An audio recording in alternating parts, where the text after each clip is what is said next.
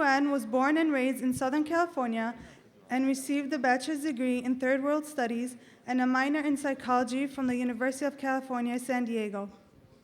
He has served with the Muslim Student Association, MSA West, and Muslim American Society in varying capacities. He remains an active MAS member and is a scholarship student with the Islamic American University. Jamal and his wife, Muslima Permo, participated in the International Union of Muslim Scholars Future Scholars Program in 2008 and 2009. They have completed their bachelor's degrees at the College of Sharia at Al-Azhar University in Cairo and are pursuing their master's degree from the American University in Cairo in Arabic Studies with an emphasis in Islamic Studies. He also is currently serving as a resident scholar at the Islamic Center of Irvine. Okay,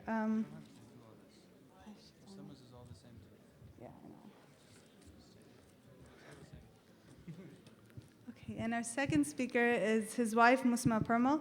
Ustadha Muslima Permo was born in Raleigh, North Carolina, and raised in San Diego, California. She also received a bachelor's degree in the study of religion and a bachelor's in Middle Eastern Studies from the University of California at San Diego. She has served the Muslim Student Association, MSA West, and the Muslim American Society in various capacities, and is an active MAS member and a scholarship student with the Islamic American University. Okay, alhamdulillah, Brother Suhaib Webb has made it.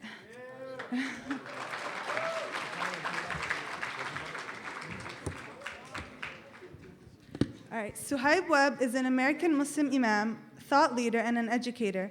He currently serves as the imam at the Islamic Society of Boston Cultural Center and is the founder of the Ella Collins Institute. After his conversion to Islam, Webb left a career in the music industry and pursued his passion in education. He enrolled at the University of Central Oklahoma, where he graduated with a bachelor's degree in education. While pursuing his bachelor's degree, Imam Webb studied privately with a renowned Muslim scholar of Senegalese descent. After intense private training in various Islamic sciences, Imam Webb was hired as the imam at the Islamic Society of Greater Oklahoma City, where he not only provided khutbahs and religious classes, but also counseled families and young people. After serving as an imam, Imam Webb decided to further his education and training in Islamic law and various other Islamic sciences. He enrolled at the world-renowned Islamic education institution at Al-Azhar University in the College of Sharia. After years of study in the Arabic language, he was appointed head of the English translation department at Dar al-Ifta al-Masriya as a mufti. He completed his memorization of the Quran there as well. Imam Suhaib Webb strongly advocates for an authentic articulation of the American Muslim identity. In 2009, his website, www.suhaibwebb.com, won the Brass Crescent Best Blog of the Year award. Recently, he was part of a delegation that visited Auschwitz to develop better understanding between Muslim and Jewish Americans. He was named by the British government as moderate Muslim leader and was named in 2010 as one of the 500 most influential Muslims in the world by the Royal Islamic Strategic Students Center. Jazakumullah khair, and now they'll be answering your questions, inshallah.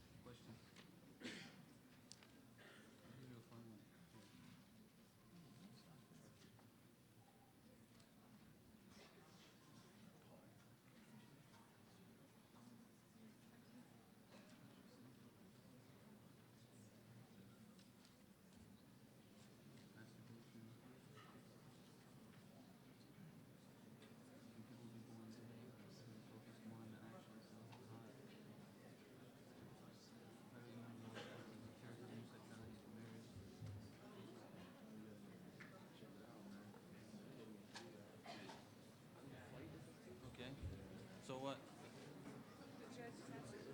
We don't have enough mics. You're just gonna have to come up. Can we just take it off? Stand up, do it right easier. Stand up, pass the thing around all the time. Yeah? See what I'm saying? You got one you want to do? Yeah, I got one. Do the expert.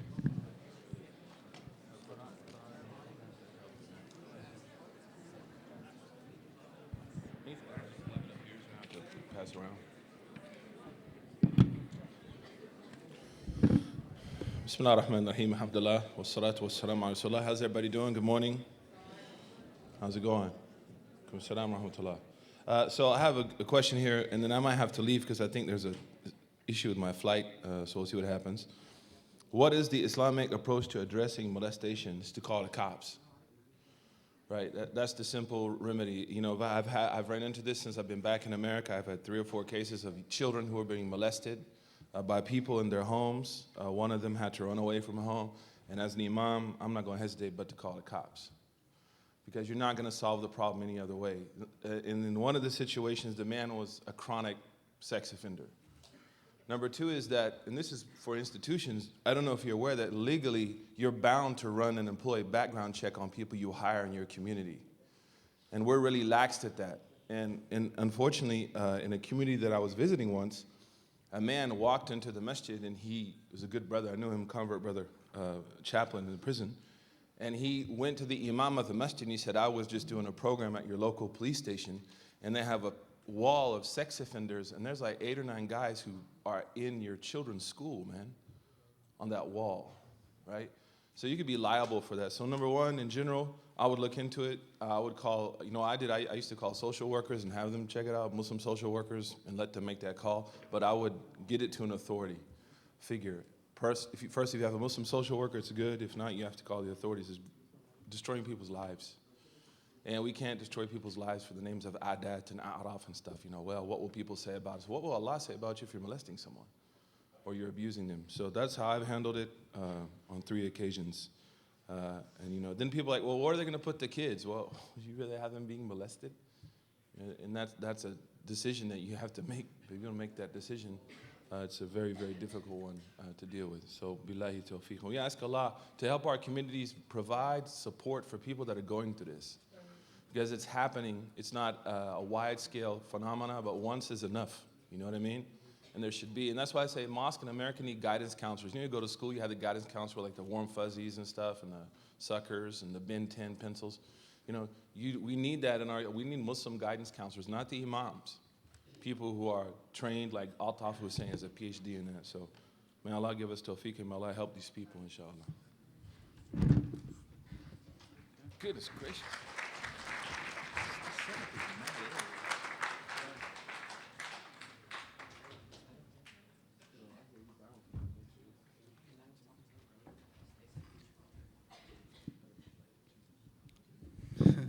That's going to be interesting.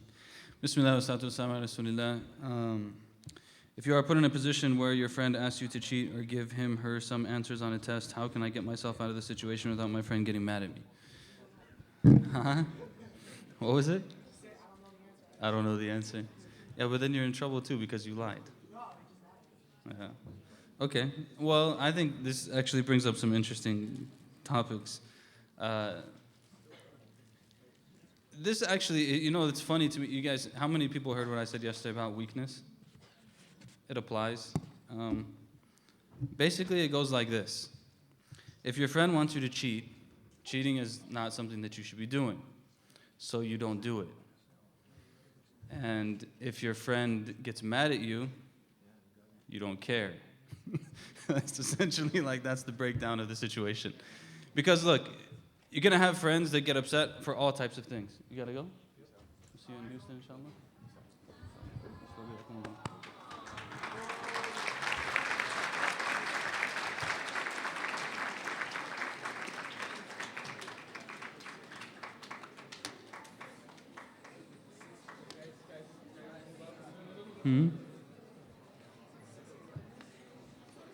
Hurdles.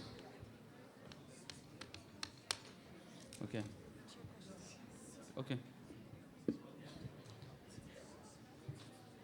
All right. So it's going to be hard. You know, the Prophet ﷺ, he gave a really good analogy. He said that the person who has a good friend, or the person who has a bad friend, is like the person who goes to a blacksmith.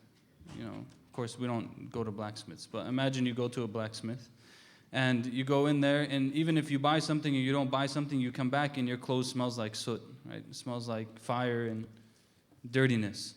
That's the example of a bad friend. And the example of a good friend is like when you go to a perfume shop or to a cologne shop, you go in, you might not buy something, but when you come out, still you smell good. You get some goodness out of it. And the most important decision that you guys are going to make in your lives, especially at a young age, is who are your friends. And I'm sometimes controversial on this, but I think you should be ruthless with who your friends are. If your friends are taking you in a bad direction, you need to get rid of your friends. There's exceptions here and there of people who are strong enough to still be good with their friends, and like they'll maintain their boundaries and still be friends with them, and eventually over time have a positive influence on them and so on. If you think you can do that, that's better. Do that. But if it's between like having this relationship that's taking you in a bad direction, and you might be able to be okay and you might not, most likely you won't be able to, then you have some tough decisions to make. And that tough decision is basically, is my relationship with Allah more important to me, or is my relationship with this person more important to me? If the person's bringing you down, they're not your friend. Part of the difficulty we have to go through as young people, did I just include, I can still include myself in that group. Part of the difficulty we have to go through as young people is that we have to reorient the way that we look at things according to Islam. So you can look at it and be like, well, this person's my friend. Why are they your friend? Well, because I like them and they like me, and when I have an issue, they talk to me and I talk to them, and we've known each other for a long time. That's good. Those are important elements of friendship, yes. But if the person is taking you into things that you should not be doing, then they're not really your friend. In the end of the day, they're not really your friend. Because in the end of the day, what's going to happen? You're going to die. You're going to die, and you're going to come in front of Allah subhanahu wa ta'ala, and all of your deeds are going to be there, and nobody else is going to be there with you. Nobody. Not your mom, not your dad, not your friend, not your cousin, not your nephew, not your friends, not your boys. No one is going to be there. You're going to be by yourself. So at that moment, nothing else is going to matter. And then they're not your friend. If they're taking you into something that you shouldn't be doing, they're not your friend. So I think this is something, like part of our culture is that we don't want anyone to ever be upset with us. You don't want someone to be mad at you. It doesn't mean that you go out there being belligerent. Don't be belligerent. Being belligerent is bad. Being just like annoying and obnoxious and everything else is bad. But at the same time, like, have enough respect for me that if I don't think this is right, I don't think it's right. I don't want to cheat. Go cheat by yourself. You want to do that, cheat by yourself. That's your own problem. But if that makes you mad, all right, either you're going to get over it in a couple of days or you're not, and then life will go on, inshallah. Speak up, come on. Really? You guys can't hear? I always have this problem. Okay, your turn.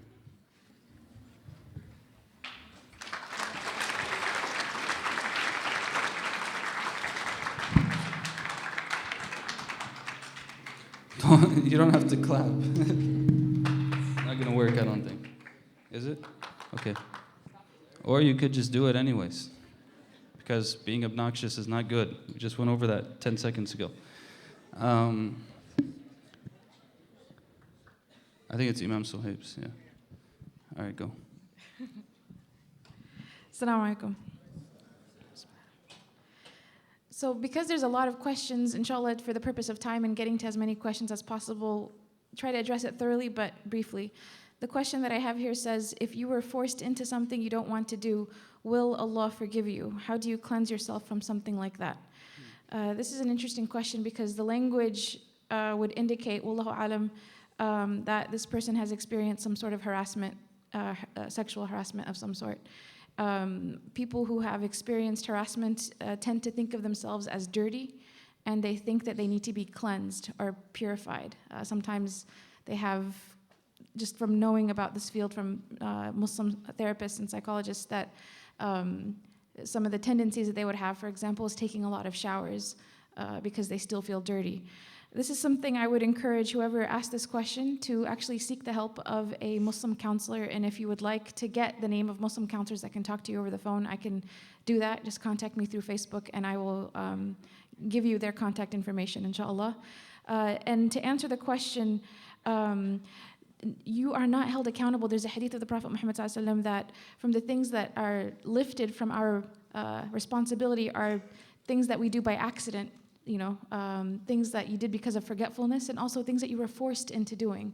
So a person who is forced into saying kufr, he's not held accountable in front of Allah subhanahu wa ta'ala. It's as if he didn't do it. And the example you have in the seerah is Yasir, Ammar ibn Yasir, when he was forced to denounce the Prophet Muhammad ﷺ. And when he came to the Prophet and he came crying because he felt so guilty about it, the Prophet ﷺ told him, if they force you to do it again, then to say it again, then say it again. And so, subhanAllah, don't feel dirty. Don't feel like it's your fault. Don't feel like you did something that caused this.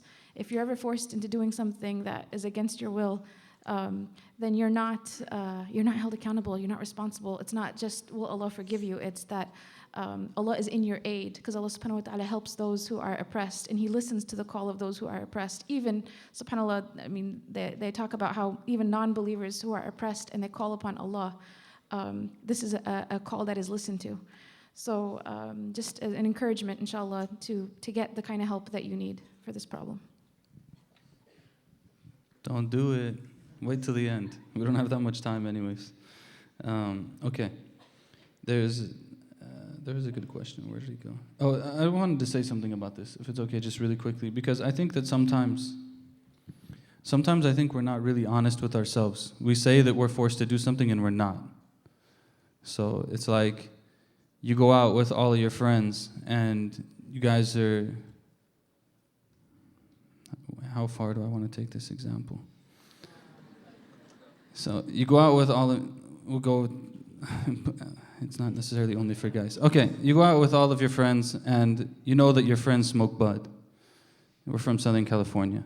So you go in the car and you realize everyone's gonna smoke weed. And you get in the car and you know that you don't want to smoke weed. But you get in the car and everyone starts smoking weed. They decide they want to hotbox the car and you're stuck in the car and you're like, well, I was forced to.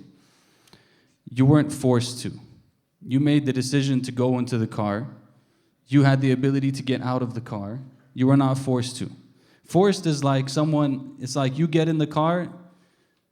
There's a good example of this in some movie, but I can't remember it right now. It's like you get in the car and someone puts a gun to your head and they tell you need to smoke this weed right now or else I'm going to shoot you. Then you're forced.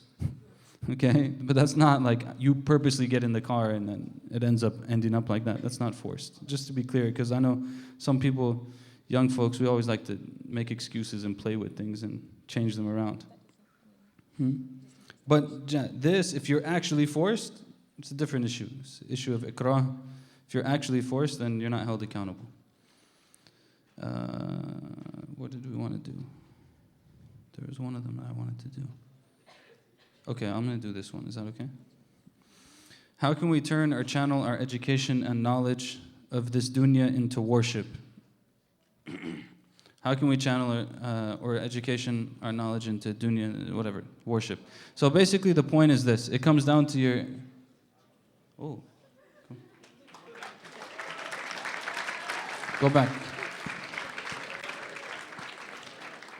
We'll switch you guys back.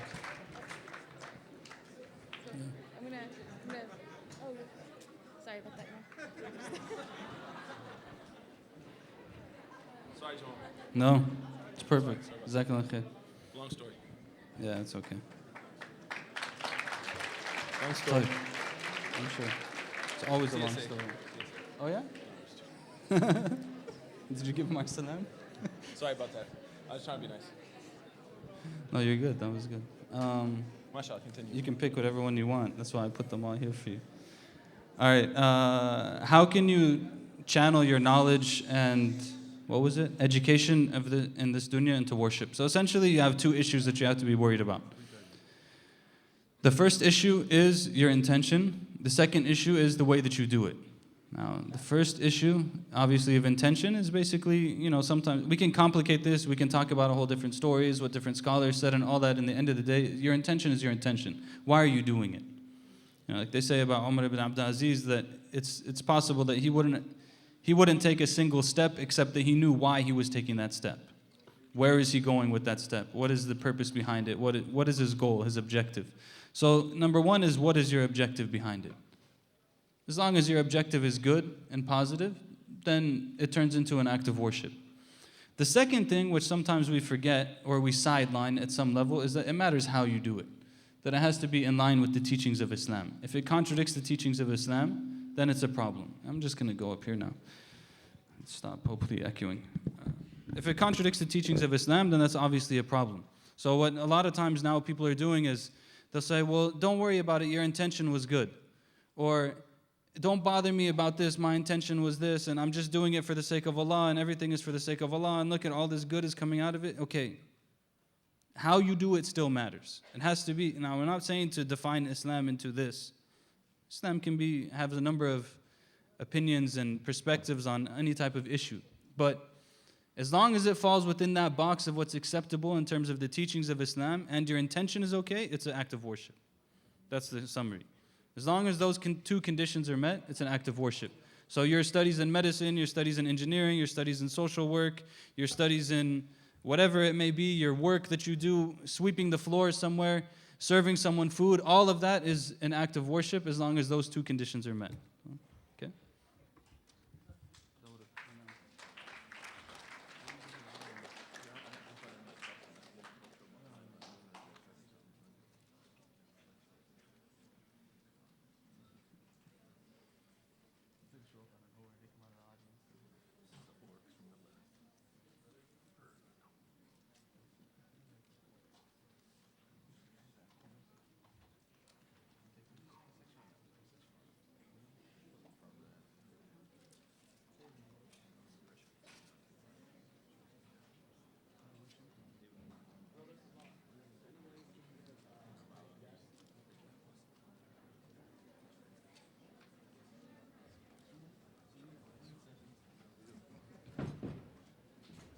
What is the deal with the stage, man?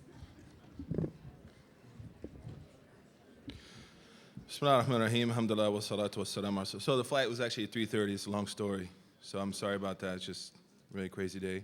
And then, I have so much love for these two people, so I kind of forget everything when I see them. These are my neighbors in Egypt. We lived together. We struggled together. We cried together. We laughed together. These are people that you really have great appreciation for. And you should take advantage of them. These are two incredibly young, talented scholars, and you should really take advantage of them. So what is your take on masturbation? And that's a good question, right? That's what we're here for. Look how many people are here. People are here because the thing says taboo on it. They're not here because we said, sanitized Q&A, right? If you said sanitized Q&A, it'd probably just be me and Jamal and our Diet Coke, So the scholars have three opinions about this, right?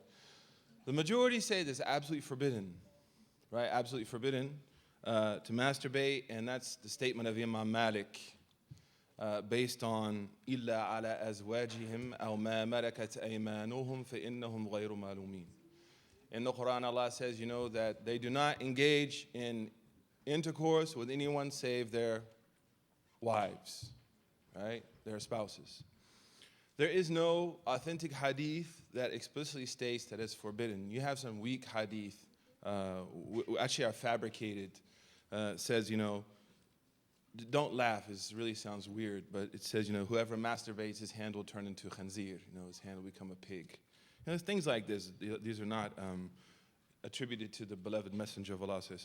The second opinion is the opinion of the Hanbalis, and actually the first opinion kind of agrees with them at the end of the day, and that is that if someone is terrified that they're going to fall into zina or fall into some major forbidden act, at that moment in time, it becomes allowed for them to do that. It becomes allowed to them to do that.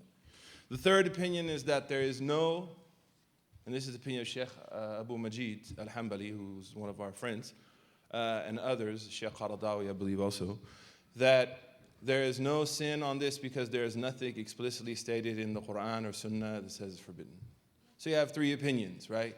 So I would say that the sounder opinion is somewhere in the middle with what Imam Ahmed said, right? Because it deals with reality, right? It deals with your physiological as well as your environmental makeup, In fact, the Hanbalis is the easiest madhab in all of the madhabs. No one would know that now because it's been molested so badly. But, they have the most rukhas, they have the most dispensations. We have pseudo-Hanbalis running around, but the real Hanbali madhab is actually, as Sheikh Ahmad Taharayan taught us, the most rukhsa-filled madhab. It has the most dispensation. And in that madhab, we find something also very interesting. And this is not to say to give anyone a license to do something wrong, But Ibn Mufli al-Hanbali, he said, if you're in a situation, if you live in a country, and he said this, and this is a long time ago, where it's literally impossible not to look at the haram, then Allah subhanahu wa ta'ala will lower the punishment if you're not able to lower your gaze. Because you're surrounded by mad fitna, and it's almost impossible. I'm not saying go and start staring at stuff. That's not what I'm saying. I'm saying for someone who strives and struggles against himself. So I take the opinion of the Hanbalis. It's not a major sin. It's not like not praying. It's not like, riba. It's not like disrespecting your parents. It's not equal to those sins. It's not from the kaba'ir. Those that have that opinion is based on weak hadith. Here we go again. Is it haram to make... What are you doing, man? Is it haram... No, you're not doing that. It's like Steve Nash is back or something. Every rose has its thorn. So, is it haram to make dua for non-Muslims? Imam Bukhari was such a genius, right? In Sahih al-Bukhari, and there's an article on SuhaibWebb.com I wrote answering this. And when we ask these kind of questions, people think we're crazy. Honestly, there was a non-Muslim who commented and was like, you can't pray for me? Like, hello? Like, for my betterment? Did the Prophet ﷺ not pray for Umar al-Khattab? Did he not pray for Abu Jahl? Abu Jahl was his greatest enemy. So look at the genius of Bukhari. Bukhari has a chapter, it says, the permissibility to make dua against the kuffar. Then right after that, the next chapter heading is called the permissibility to pray for the kuffar. Right? So, and then he mentions the statement of the Prophet ﷺ when one of the Sahabi came to him. So it's allowed to pray for the non-Muslims. We ask Allah to guide them. I became Muslim, and when I became Muslim with a person I took Shahada with from Oklahoma, he said, I saw you 3 years ago and I was making dua for you. He said, I saw you 3 years ago and I said, oh Allah, this guy is screwed up. Please guide this guy, right? So I don't know if I want to hear that story, Sheikh, but he made dua for me for 3 years. We can't curse the patients if we're throwing them out of the hospital, right? So we have to pray for people's guidance, inshallah. May Allah subhanahu wa ta'ala make us sababan liman ihtada, inshallah. Shukran. Okay, now you give me those questions. I'm going to sit down. Thank you.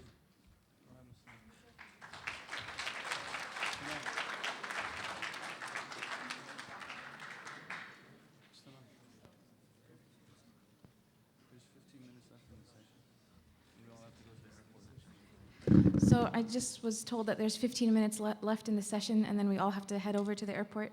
Again, trying to be quick. The question is, what is Islam's view on cutting or harming oneself intentionally, and how to deal with it once you're addicted?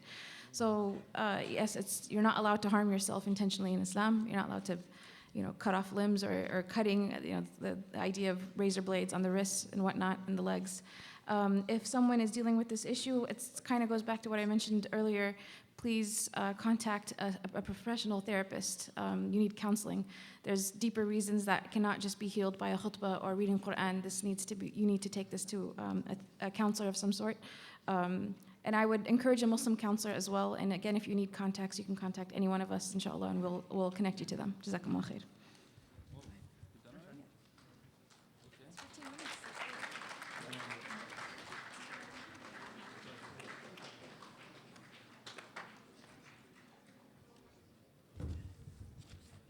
Okay, bismillah. Throw some out here.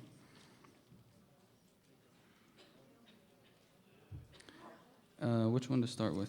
Okay. Being that all three of our guests pursued Islamic studies abroad, is that a necessity to excel and to gain knowledge on Islam? What are the pros and cons of pursuing Islamic studies abroad? The PhD paper, inshallah, on this topic is coming out next year. I'm just kidding. This is a huge question. How are you supposed to do this in 2 minutes? We'll do it like this. Is it a necessity? No. To excel and gain knowledge on Islam? No. What are the to gain knowledge in Islam? No. In order to excel? Most likely. We have to be real about it. In order to excel in Islamic studies, most likely you're probably going to have to go abroad at some point. Doesn't mean you have to spend years and years over there. But unless you can find resources locally, there's some things, projects that are going on, things like Ella Collins Institute with Imam Suhaib and others, that you can get a decent level of knowledge here, but eventually you're going to have to travel. That's if you want to excel in Islamic studies. If your goal is to excel, it's the tradition. People always go and travel to learn. Even Adam alayhi salam, when Allah created him, He told him what? go to those angels over there and say, greet them and see what their response is to you. He told them to travel to the angels in order to learn. Musa alayhi salam went to Khidr in order to learn from him, even though he was Kalimullah, even though Allah spoke to him directly. So going to learn is something that you'll probably have to do if you want to excel at some point. Doesn't mean it has to be for years at a time. If you want to get a basic understanding of Islam that enables you to live your life as a Muslim and to engage in society productively and to understand Islam and be able for yourself and for your family and for others, then no, you don't have to go overseas, and no, it's not a condition. And the most important thing you should do is look for local teachers and imams and scholars who can help you on that path, and they will. And if they don't, well, I'll stop there before I say something bad. Are there really halal opportunities for working in the foreign service? It really depends on what you're doing. I mean, everything depends. You know, people ask sometimes about the military, about law enforcement, things like this. Basically, in the end of the day, if you're going to make a decision like that, you have to be ready to bear the consequences of refusing to do something if you feel that it's unjust. So, if you're ready to do that, okay. But if you're not, then stay out of it. But if you're ready to do that, that's good, and we need people in these fields. The foreign service, I think, is much wider than just military and stuff like that. I mean, we have friends that work at embassies and deal with visas and stuff. This is not an issue. That's different. Military conflict is something else. How do we deal with people who say we are terrorists? Patiently is the most important thing. How do you deal with people who say you're terrorists? Patiently is the most important thing. You'll find that if you talk to people and try to dialogue with them and that you're confident and patient about yourself, it will impact them. Some people are just going to be ignorant and belligerent, and there's nothing you're going to be able to do about it, and you just get out of it, you say assalamu alaikum, and it's done, you know. But some people, even when we had an open mosque day at the masjid recently, and a guy came and he had a lot of messed up ideas about Islam. But he did come and he was ready to talk. So we sat and we talked and we stood outside the masjid. We talked for I don't know how long the guy stayed. In the end, he was very positive. So the most important thing is that we have to be able to be patient. If we can't be patient and engage these discussions, we can't expect to be able to change people's minds. And a lot of times we're impatient because we have something inside, a little bit of, we're not really stable inside. We don't feel confident about ourselves. The third ties into that is how do we deal with closed-minded Muslims, which is the same answer really, is that you have to deal with them patiently. And the only way to really deal with someone who's closed-minded is to engage them and talk to them and spend time with them and expose them to different experiences and different ideas. And with time, people grow. All of us went through stages where we were closed-minded and we did stupid things, myself included, and I'm sure others included. So we have to remember that also, that when you're dealing with someone that you feel is closed-minded, you probably also went through a stage where you were similar, and people are going to move out of it, inshallah. We ask Allah to give us tawfiq.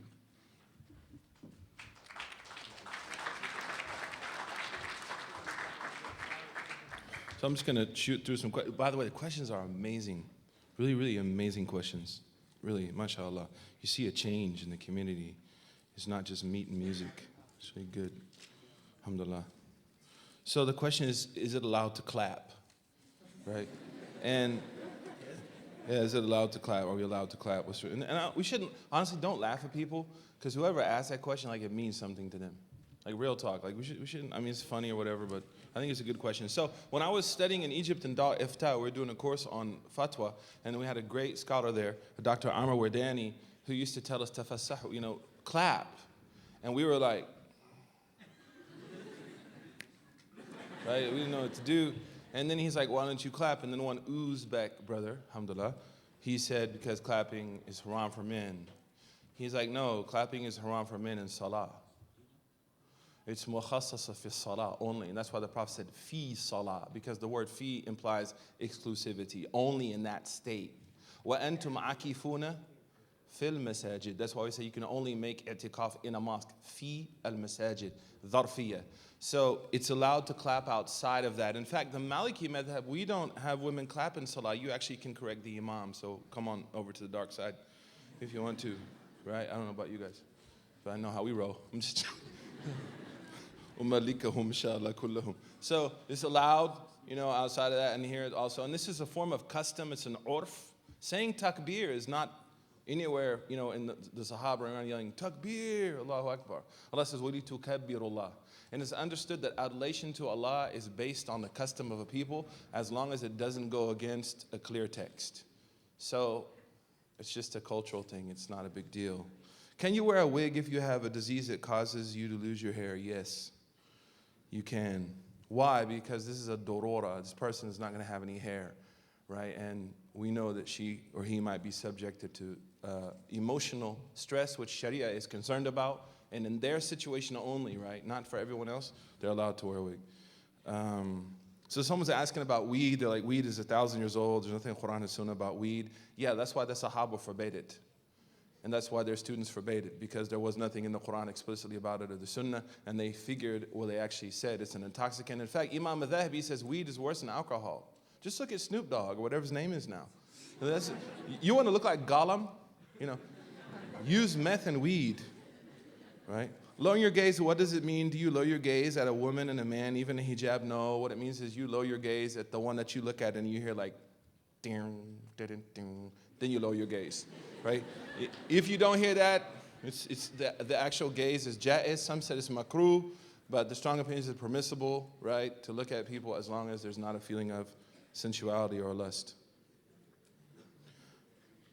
And now here's another question that, earlier yesterday we were talking about spouses, how when you marry someone you shouldn't ask about bad things they've done and you shouldn't tell. But then asking, what if someone comes and asks me about someone? So this is a great question, and it shows a lot of nuance. You're allowed to answer in an ijmali way, which means you could say, I wouldn't recommend it. There's things that I know that I'm not allowed to talk about. Right? But you don't have to say, last night, they was at the club. And you don't do that. Yeah. Here's a very, very real question, and I'm glad someone asked this. We have a number. Where are the handicapped in our community here? Where are the deaf? Where are the blind? Do we have proper access for them in our communities? People that suffer from multiple sclerosis, for example, or muscular dystrophy in Oklahoma. We had a congregant who, and that's something we have to think about, right? I had a deaf brother, Abdul Basit. He's one of the most beautiful people I know. Now he can hear, subhanAllah. And he said, Imam Suhaib, I listened to your talks for 5 years and I cried every time. And I was like, really? He's like, no, I didn't cry because they moved me. I cried because I couldn't hear you. And I wanted to learn my deen, and there was no way for me to learn my deen, right? So this is a question that hits home. So I was getting to know a brother for the sake of marriage, and subhanAllah, I was diagnosed with MS. This is a sister. So first of all, we ask Allah to cure this sister and to alleviate, and I know her. This is a beautiful person. I know this woman. She's a beautiful human being. I love her for Allah. And subhanAllah. So I was worried to tell him about it, and I did, and then he dropped me. So, Allah protected you from that fitna. Imagine if you married him and he found out about it. He had divorced you or something. So this is where, and brothers, we have amazingly chivalrous brothers. By the way, I don't buy into this, the brothers suck culture. It's not true, man. These brothers are ballers, man, alhamdulillah. Ballers for Jannah. And we keep feeding this discourse of there's no good brothers, and you can't even buy cucumbers at the grocery store, and all that's actually falling into a very shaitanic trap. Just like we say, all the sisters have princess syndrome, right? It's a shaitanic trap used to create a very unhealthy rhetoric which destroys ukhuwah, right? But honestly, if you're a brother and you're chivalrous, I know this girl, and you're ready, rock it, man. She's an amazing sister, And, of course, you'll have to go through me and Imam Siraj and some others. But, hey, and she's asking now, if I get married, do I have to tell people? Yeah, you do. If you have a chronic illness before marriage, one of the conditions is that you have to share it with your spouse. It's a condition of the nikah. But may Allah cure this wonderful person, this wonderful soul, and as well as the others in our community that have these kind of afflictions that we don't know about. I shaved my head because in my community, one of our young brothers was diagnosed with leukemia and he had to get chemo, right? So we should let these people feel like at least we're with them, man. And we get really involved about things overseas a lot. You know why? Because we're not responsible for it. Sometimes it's the nafs. I can hoot and holler and scream about, what's going on overseas all day long, and then I'm going to go home and play Xbox. But for me to drive a Muslim that has cancer to Jummah and to the 3 or 4 prayers a day, that's responsibility, right? To make sure that the masjid has handicap access like you have in Bridgeview, mashallah, it's beautiful, where people that are handicapped can get into the masjid. That is where your major focus has to be, right? When you have people that, we had the question earlier about who are being molested by uncles, and we have no institutionalization of helping these people, then all that browbeating and yelling and screaming, we are at a parody of our deen. Because the Prophet ﷺ chastised people who looked over their own trash and they were busy with their neighbor's yard. That doesn't mean I'm not concerned about what happens overseas. I am. But I have to make sure that my own institutions are strong in helping people that have needs in my community. Right? And here's a great example of this. So may Allah help this sister. May Allah cure her, inshallah, and give her sabr as well. All the amrad. Assalamu alaikum.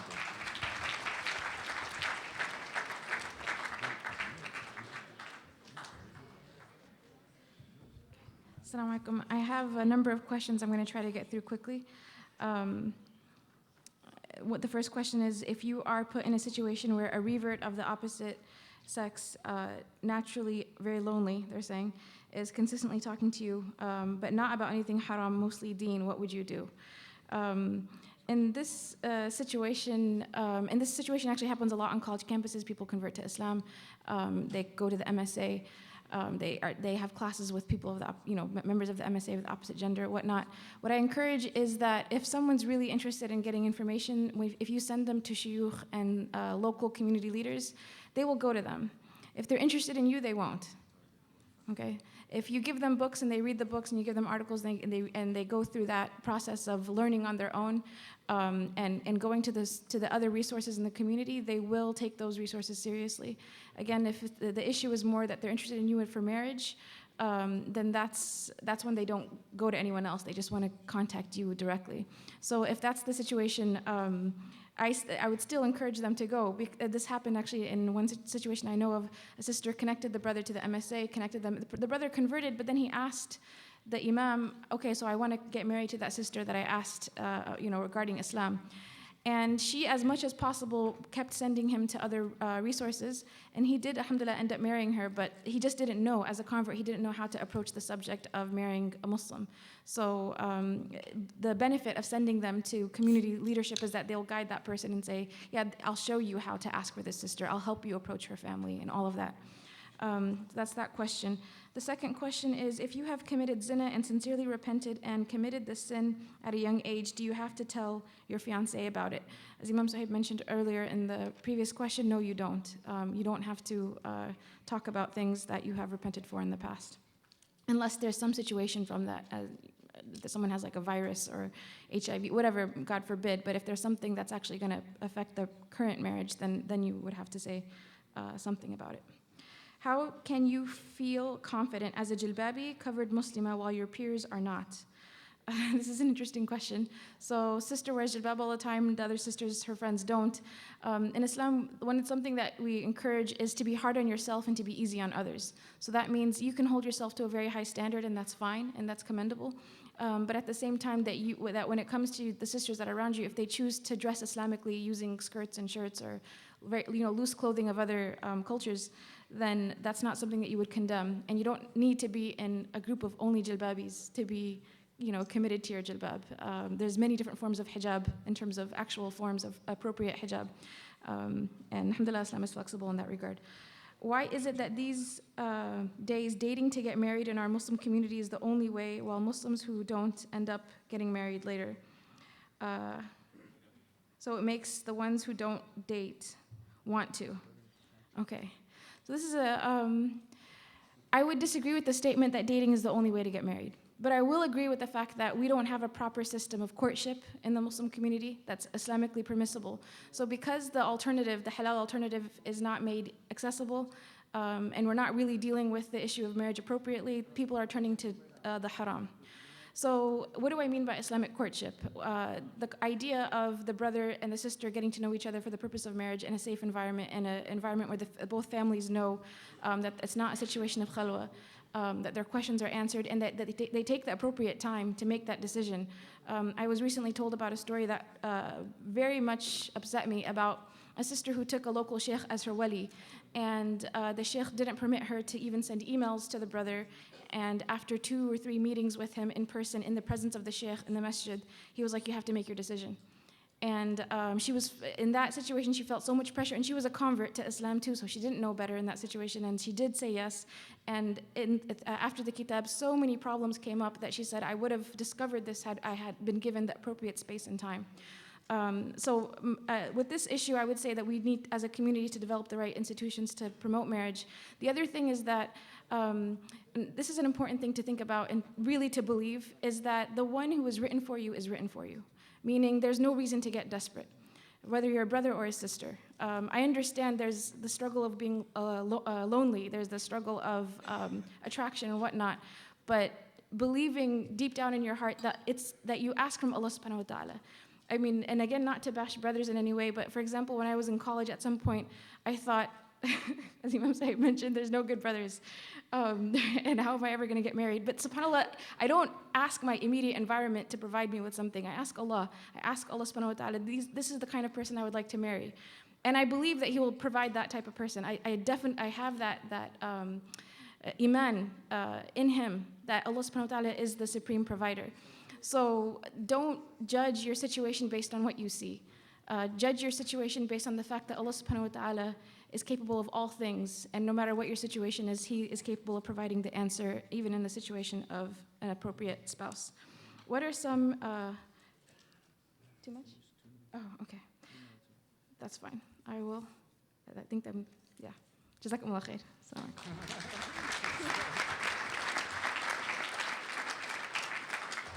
Okay, I'm sorry. Sorry, Muslima.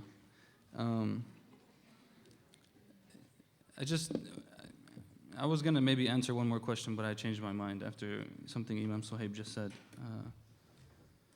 You know, it's a blessing for us, and it's a pleasure for us to come to sessions like this and interface with you guys and have these questions. And I hope that in the future we can have sessions that are longer also, so that more questions can be answered, and that we don't have to rush to the airport and stuff like that. But Jazakumullah khair, and may Allah bless you guys. You feel like when in rooms like this, you feel a lot of potential, that things are gonna be, good things will be happening. Second point, quickly, is that you can continue the conversation with any 3 of us on Twitter if you like. And the third point is, please don't get up and leave, because we have to get to the airport. And if you get up and leave, we're not gonna get out of this room. So let us leave first, and then you can leave, inshallah. Jazakumullah khair, and assalamu alaikum. Just an announcement, Dhuhr and Asr for travelers will be held at the end, at the back of this room. And also, if you have been taking any notes and you tweet, please do hashtag MAS-ICNA 2012. Jazakumullahu khairan for coming. Wassalamu alaikum wa rahmatullahi wa barakatuh.